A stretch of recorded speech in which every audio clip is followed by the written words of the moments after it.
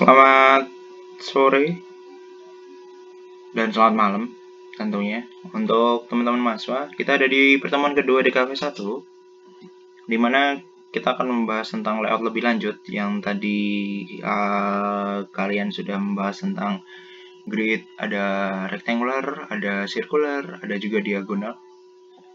Mari kita akan masuk ke bagian berikutnya, yaitu Golden Rules dan The Gestalt Principles. Golden Rules ini masih berhubungan dengan materi kemarin. Masih ingat tentang Fibonacci? Itu salah satu deret yang paling terkenal yang digunakan untuk banyak hal. Kemarin saya sudah mencontohkan bagaimana menggunakannya dalam bidang lain selain desain. Ada di saham, dan kemudian di desain juga ada di alam juga. Dan bagaimana Gestalt itu merupakan ilmu psikologi yang diadopsi ke desain untuk membantu kita dalam membuat desain yang sesuai dengan psikologi manusia. Oke, kita masuk di materi kedua ini. Yang pertama akan ngobrolin tentang Gestalt Principle. Jadi ada 3 pemikir asal Jerman, Kurt Kofa, Mark Wertheimer, kemudian Wolfgang Kohler. Gestalt teori psikologi yang menyatakan bahwa seseorang cenderung mengelompokkan apa yang ia lihat sekitarnya menjadi suatu kesatuan utuh berdasarkan, ini ingat, pola, hubungan, dan kemiripan. Jadi orang itu akan cenderung, termasuk kalian, termasuk saya, itu akan cenderung untuk melihat pola yang ada, hubungan yang ada, dan kemiripan yang ada untuk mengelompokkan sesuatu. Dan itu bisa digunakan pada elemen-elemen desain yang kita garap sebenarnya. Nah, Gestalt ini dasarnya bukan teori desain. Jadi Gestalt ini adalah teori tentang psikologi manusia terhadap sebuah perilaku manusia kepada alam atau kepada benda yang ada di sekitarnya. Sehingga kita cenderung untuk mengotak-ngotakkan, misalkan kita mencuci piring gitu kan. Mencuci piring itu akan cenderung untuk mengelompokkan dulu piringnya mana, gelas mana, kemudian ada sendok mana. Maka di situ kita sebenarnya sudah menggunakan Gestalt secara tidak sadar. Tapi karena kita tidak memperhatikan, ya udah gitu aja gitu. Padahal itu juga berlaku kepada desain-desain yang sekarang high. Jadi biasanya kalau kita sudah biasa melihat misalkan doodle gitu kan, dan dia dicampur dengan pemandangan kota, maka kita merasa tidak nyaman.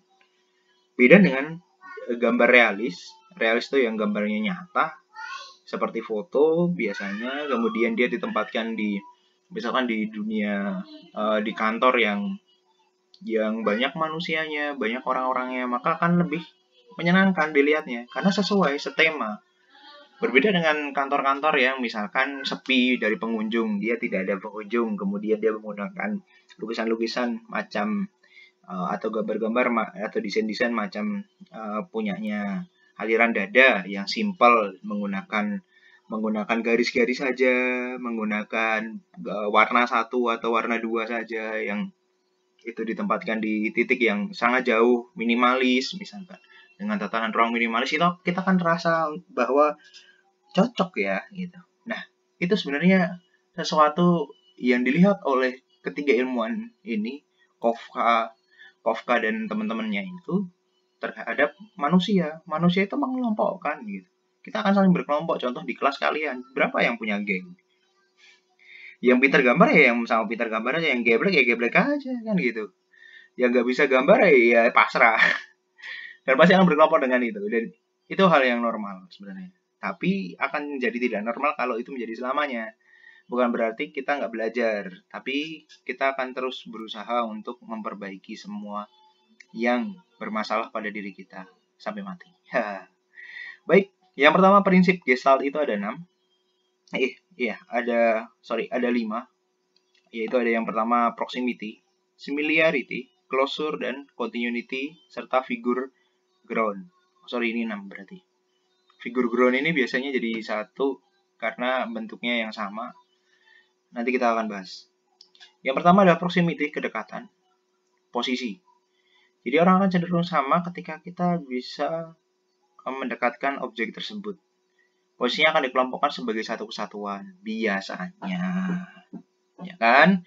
Yang kedua ada proximity atau kedekatan posisi. Kok sama ya artinya? Kedekatan posisi. Proximity, kedekatan posisi. Oh, masih sama. Masih proximity. Objek-objek yang berdekatan posisinya akan dikelompokkan sebagai satu kesatuan. Ada Foodmobile, Unilever, logo-logo Unilever. Itu kan kedekatan. Kemudian logo-logo yang menggunakan bentuk-bentuk yang menyerupai atau kedekatan posisi yang sama. Kemudian ada similarity atau kesamaan bentuk. Kalau bentuknya sama biasanya itu akan disatukan. Jadi misalkan di kalian ada yang perempuan, ada yang perempuannya mohon maaf ya, kurang tinggi, kemudian ada yang tinggi sekali, ada yang biasa-biasa aja, ada yang masih terlihat cabi, ada yang sudah terlihat tua, dan lain sebagainya. Itu akan dikelompokkan bahwa itu perempuan. Laki-laki pun juga sama. Gitu. Misalkan dia agak melambai gitu misalkan, atau dia gayanya seperti perempuan-perempuan, tapi secara fisik dia sama bentuknya. Laki-laki, ya udah laki-laki. Kalau di sini ada lingkaran yang besar ya dia termasuk lingkaran, jadi satu kesatuan. Gitu. Kemudian prinsip kesamaan bentuk, similarity, yang tadi ada pada gambar lingkaran-lingkaran, ini pada logo. Rio 2016 merupakan ajang olahraga, itu menggunakan bentuk seperti manusia, gitu kan? Dengan font yang juga sama, bentuknya meliuk-liuk gitu. Dengan logo pekan olahraga yang menggunakan lingkaran-lingkaran. Nah, ini kesamaan bentuk. Mereka ada senada. Kita bisa melihatnya bahwa oh ini ada keterhubungan nih antara satu dengan yang lain. Itu kesamaan bentuk. Kemudian similarity. Bentuk yang lain kalau dalam manusia dan hewan itu memiliki kesamaan, ya, kiri kanan lihat. Objek-objek yang bentuk dan elemennya mirip akan dikelompokkan sebagai satu kesatuan. Misalkan dia ada wajah, kemudian monyet juga ada wajah, ada mata, ada hidung, ada mulut, ada telinga, dan lain sebagainya. Itu kesamaan bentuk. Nah, ada juga prinsip Gestalt yang closure, penutupan bentuk. Kalian bisa melihat bagaimana kita membentuk persegi tanpa harus menghubungkan bahwa itu persegi. Lingkaran juga sama. Bahkan penutupan bentuk itu juga bisa terjadi untuk logo-logo seperti Gojek. Ya kan, itu kan penutupan bentuk.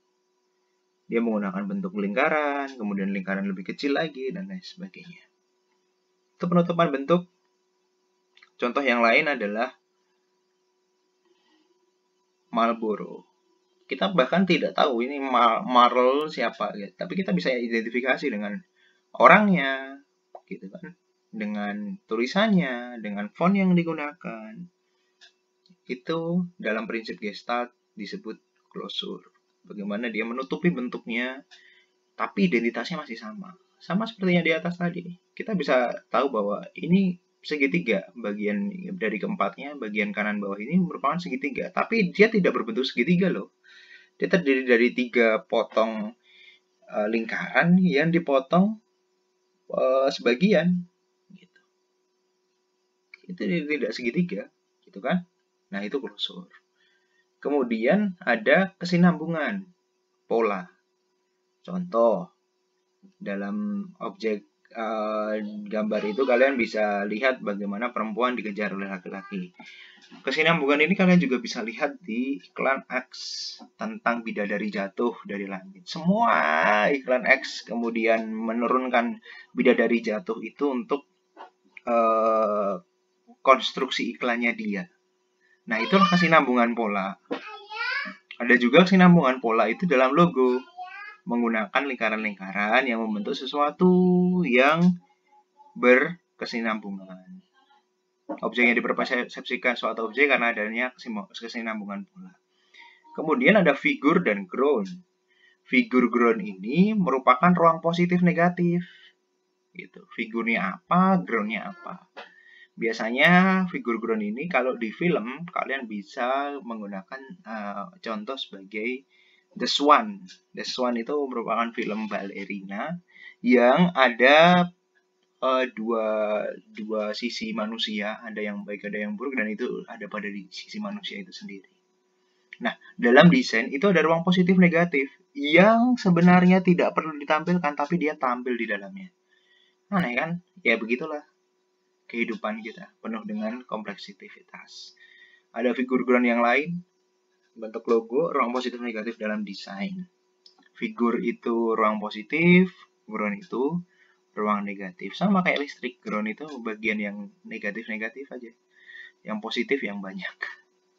Contoh figur ground yang lain ada bentuk logo yang menggunakan dua logo.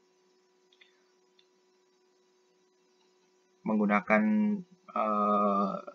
hitam putih ataupun dua warna, biru. Kalau di sini biru putih, kalian juga bisa menggunakan WWF tentang hewan yang dari organisasi penangkaran. Nah, itu menggunakan figur ground. Dengan memahami prinsip Gestalt, maka bidang suatu media dapat dibagi menjadi 4 titik fokus bagi target audience atau viewer attention. Yang tadi saya bilang bahwa apabila kita memahami kedekatan, kemudian memahami juga kesamaan bentuk, maka tempatkanlah sama kesamaan bentuk kedekatan itu pada 4 titik ini. Ini di fotografi sudah sangat umum. Kalian bisa menggunakan grid dan kalian menempatkan titik-titik ini sebagai titik pusat untuk POI, point of interest-nya. Apa yang menarik sih gitu. Pandangan pertama apa sih gitu kan. Nah, elemen desain kemudian diletakkan, diatur menjadi seluruhan yang terorganisir menjadi satu kesatuan. Perhatikan contoh di samping. Gestalt apa saja yang ada di poster. Oke, silakan dilihat. Mari kita diskusi nanti di kelas. Dan begitu saja untuk materi kita pada pertemuan kedua. Kita akan ngobrolin lebih lanjut. Silahkan di screenshot, kemudian kita diskusi di kelas. Thank you, selamat malam dan selamat siang.